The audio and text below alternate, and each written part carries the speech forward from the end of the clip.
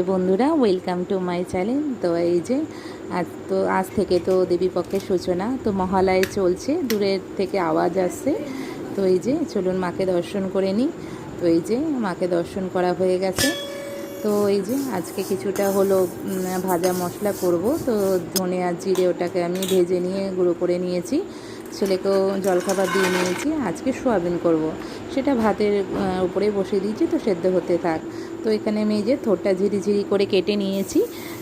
তো সোয়াবিন করব, তার জন্য কড়াইতে হলো গোটা জিরে দিয়ে নিয়েছি ফোড়ন। তো আলুগুলোকে একটু ভাপিয়ে আমি ভাজা করে নেব।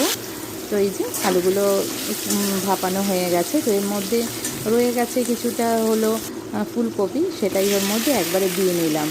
তো এই যে ফুলকপিটা এর মধ্যে দিয়ে নিয়ে আস্তে আস্তে ফুলকপিটা ভাজা হয়ে গেছে।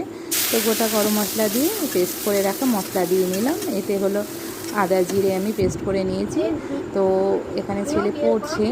তো এই যে এবার মশলাটাও দেখি কষে গেছে। তো এর মধ্যে আমি প্রথমে সোয়াবিনগুলো দিয়ে নিলাম, দিয়ে তারপরে আলু ফুলকপি দিয়ে নিয়েছি। তো এগুলো আস্তে আস্তে কষে নেব ভালো করে। এই যে কষে নিচ্ছি। তো এখানে আস্তে আস্তে এটা হতে থাক।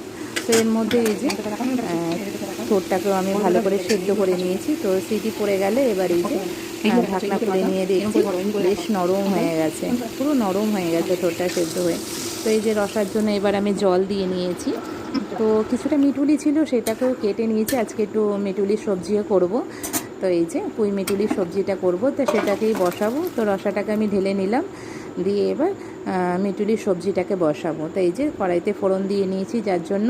তারপরে এই যে মিটুলির সবজিটা ঢেলে দিলাম। তো এতে হলো স্বাদ অনুযায়ী লবণ আর হলুদ গুঁড়ো দিয়ে নিয়েছি। তো দুটো কাঁচা লঙ্কা চিড়ে দিয়েছি। তো এটা আস্তে আস্তে হতে থাক। তার মধ্যে এই যে বড়িগুলোকে ভেজে নিলাম থোড়ের জন্য। তো এবার ফোড়ন দিয়ে থোড়টাকে বসিয়ে নিয়েছি। তো আস্তে আস্তে থোড়টা হচ্ছে।